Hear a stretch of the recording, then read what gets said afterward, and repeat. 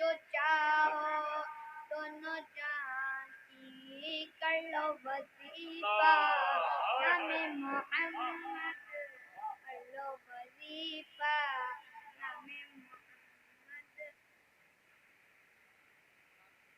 اپنے رضا کے قربان جاؤں اپنے رضا کے قربان جاؤں جس نے سکھایا نام محمد پوچھے گا مولا لایا ہے تو کیا پوچھے گا مولا لایا ہے تو کیا اپنے جمیلے رضوی کے دل میں اپنے جمیلے رضوی کے دل میں آجا سما جا نام محمد آجا سما جا نام محمد اے چھوٹا منہ مگر نور خدا کی بات کرتے ہیں، یہ آل مصطفیٰ ہیں، مصطفیٰ کی بات کرتے ہیں۔ کوئی پوچھے اگر جنگل میں منگل کیسے ہوتا ہے تو یہ فوراً وہاں احمد رضا کی بات کرتے ہیں۔ حضرات ابھی دیکھیں یہ مبارک جو سایہ شفقت ہے حضور غوث اعظم سرکار کے شہزادے کے حصے میسر آئی۔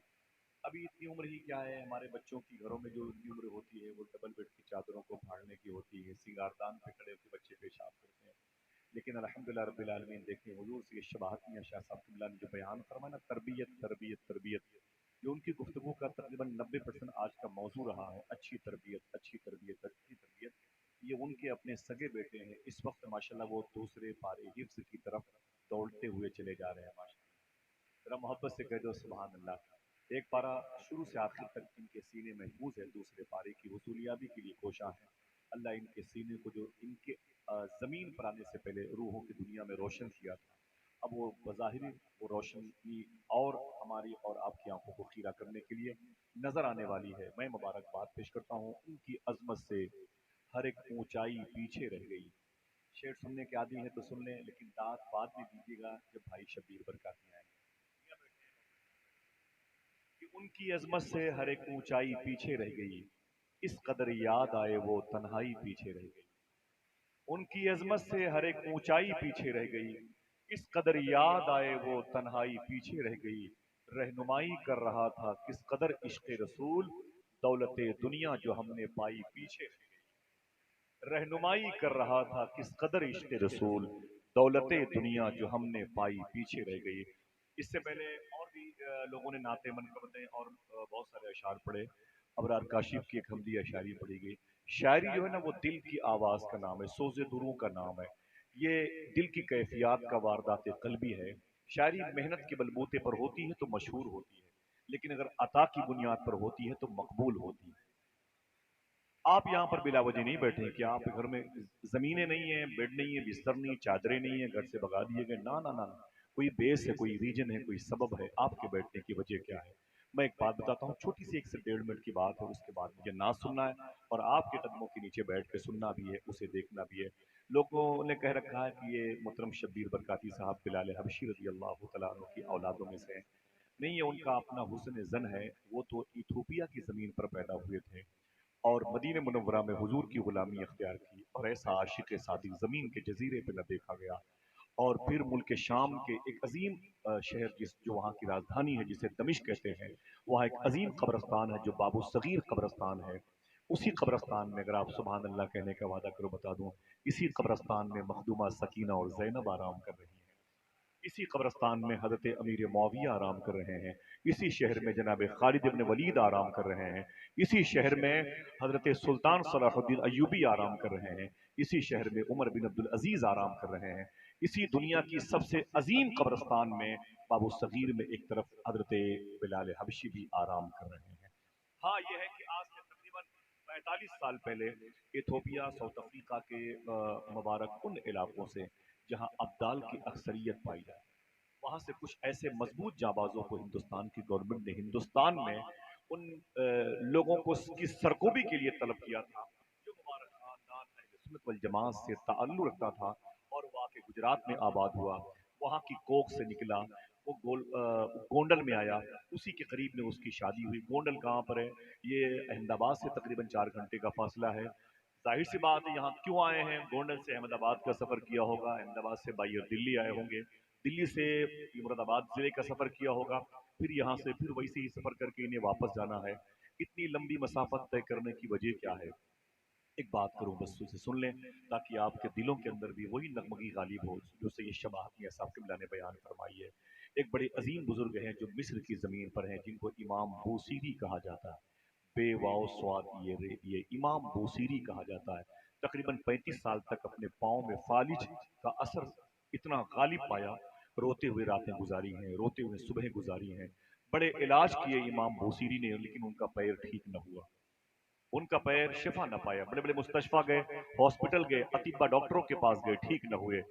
امام بوسیری کہتے ہیں میں بڑا پریشان ہوا، اب کیا کروں، کس سے کہوں کہ میرے پیروں میں درد ہے، مجھ سے کھڑا نہیں ہوا جاتا۔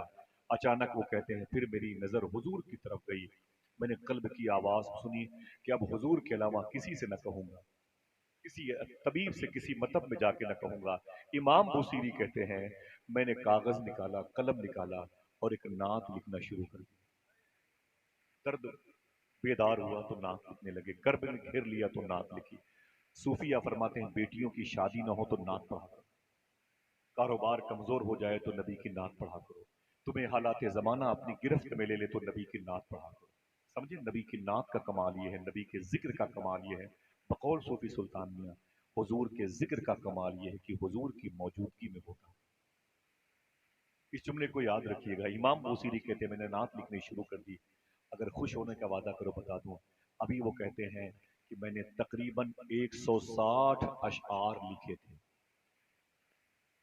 کتنے؟ 160 اشعار لکھے میں نے۔ امام بوسیری فرماتے ہیں یہ مصر کی زمین میں آرام کر رہے ہیں، وہی مصر کی زمین ہے جہاں پر شیخ ابوالحسن شاذلی آرام کر رہے ہیں، وہی مصر کی زمین ہے جہاں گنبد خضرا بنانے والے شیخ منصور قلاؤنی آرام کر رہے ہیں۔ امام بوسیری کہتے ہیں میں نے 160 نعت کے شعر لکھے، کاغذ اور قلم کو تکیے کے نیچے رکھا، روتے روتے سو گیا۔ کہتے خواب میں حضور تشریف لائے۔ دل سے بولو حضور آ سکتے ہیں کہ نہیں؟ نہ نہ نہ نہ، جس کا عقیدہ ہے وہی بولے حضور آ سکتے ہیں کہ نہیں؟ بولو بولو آ سکتے ہیں کہ نہیں؟ ہمارا عقیدہ ہے حضور آپ کی آواز کو جانتے ہیں کہ نہیں جانتے؟ ہاں، ہمارے اعتقاد میں تیقن کے ساتھ شامل ہے۔ ہم تو کہتے ہیں حضور ہمیں جانتے، جو کہتا ہے حضور یہ نہیں جانتے، حضور یہ نہیں جانتے، اس سے بتا دو کہ حضور تیرے اس نہ جاننے کو بھی جانتے، سمجھ رہے ہیں؟ حضور تیرے اس نہ جاننے کو بھی جانتے۔ امام بوسیری کہتے میرے خواب میں حضور آ گئے، جب میرے آقا صلی اللہ علیہ وسلم آئے تو میں وہی نعت حضور کے سامنے پڑھنے لگا۔ میری آقا نے کیا فرمایا؟ میں رونے لگا، میری آنکھ سے آنسو نکلے، میں چپ ہوا تو حضور نے کیا فرمایا؟ بوسیری جو نعت تم نے لکھی ہے مجھے بھی سناؤ۔ یہ چند آوازیں آئی ہیں، ان آوازوں کو مضبوط کرو۔ مجھے اچھا لگتا ہے، کیا ہنگامہ شاعری ہے، وہ بڑی دنیا دیکھی گئی۔ امام بوسیری کہتے ہیں مجھ سے حضور نے کہا جو نعت تم نے لکھی ہے مجھے بھی سناؤ، تو امام بوسیری کہتے ہیں پھر میں نے وہ نعت صاحب نعت کے سامنے پڑھنا شروع کیا۔ اگر خوش ہونے کا وعدہ کرو بتا دوں وہ نعت کون سی ہے؟ کون ایسا شخص ہے جس کو اس نعت کا شعر یاد نہیں؟ مولا یا صلی وسلم دائما ابدا، اللہ اکبر اللہ اکبر۔ امام بوسیری کہتے ہیں ابھی کم ابرات والے شعر پر پہنچا تھا، حضور نے مجھے روک دیا، فرمایا ٹھہر جاؤ۔ میں رک گیا تو حضور نے اپنے کاندھے سے مبارک چادر شریف اتاری۔ امام بوسیری کہتے ہیں میرے کاندھے پر حضور نے اس چادر کو میرے کاندھے پہ رکھ دی، رکھنے کے بعد فرمایا بوسیری کیا چاہتے ہو؟ تو میں نے کہا آقا میرے پیروں میں درد ہے، 30-35 سال سے فالج کی وجہ سے میں بڑا پریشان ہوں۔ تو حضور نے اپنا دست شفقت، اپنا داہنا ہاتھ میرے سر کے اوپر رکھا اور دعا مانگی۔ جیسے حضور نے دعا مانگی امام بوسیری کہتے ہیں میں کھڑا ہو گیا، میری آنکھ کھل گئی، میرے دونوں پیر سلامت تھے۔ جب میری آنکھ کھلی تو میں نے کیا دیکھا؟ میرا گھر مہک رہا۔ جب ذکر مہکتا ہے تو ذات کیوں نہ مہکے، ذات آئے تو گھر کیوں نہ مہکے۔ امام بوسیری کہتے ہیں میرا گھر مہک رہا، میرا گھر خوشبودار تھا، میں نے دیکھا تو دونوں پیر میرے سلامت تھے۔ اور اگر خوش ہونے کا وعدہ کرو بتا دو، امام بوسیری کہتے ہیں جو چادر نبی نے خواب میں دی تھی جاگنے کے بعد میرے کاندھے پہ رکھی، امام بوسیری کہتے ہیں میں اس چادر کو چومتا رہا، تہ کر کے اسے اونچی جگہ پہ رکھا۔ فجر کی نماز پڑھنے کے لیے مسجد میں گیا، چیپٹر کلوز، کہتے ہیں واپس نکلا نا تو مجھے نمازیوں نے کہا مبارک ہو بوسیری، تیرے پیر سلامت ہے، مبارک ہو، تیرے پیر کو درستگی ملی، سلامت ہو، تو صحیح سالی میں بہت بہت مبارک ہو۔ اور آگے گیا تو ایک بزرگ درویش مل گئے، بولے ادھر آؤ بوسیری، میں کنارے گیا، میں نے کہا کیا بات ہے؟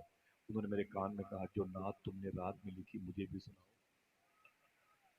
जो नात तुमने रात में लिखी मुझे भी सुनाओ। तो इमाम बूसीरी कहते, नात तो मैंने रात में लिखी है, किसी को नहीं सुनाई, तुझे कैसे पता चला मैंने कोई नात लिखी है? तो उस बुजुर्ग ने कहा, अय बूसीरी, जब तुम उस नात को हुजूर को सुना रहे थे उस महफिल में मैं भी बैठा हुआ था। सब्ज शजर का पत्ता लाओ, नात नबी की लिखनी है, शाखे हिना का खामा लाओ, नात नबी की लिखनी है, इनसे काम नहीं चलने का, ये सब लफ्ज अधूरे हैं, जैसी जात है वैसा लाओ, नात। बड़े अदब से गुजारिश कर रहा हूँ, बड़ी मोहब्बतों के साथ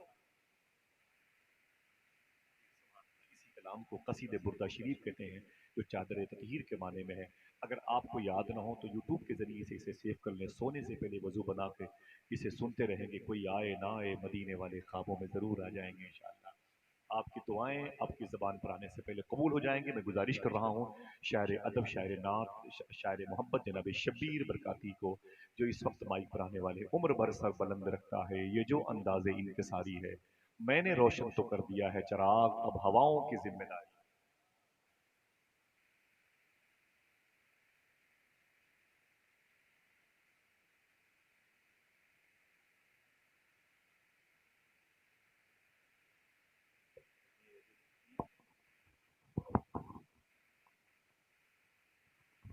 आप लोग इत्मीनान से बैठे रहें और अदब का दामन अपने हाथ से न छोड़ें। हुजूर की महफिल है, ये आम महफिल नहीं है। आप आराम से रहें।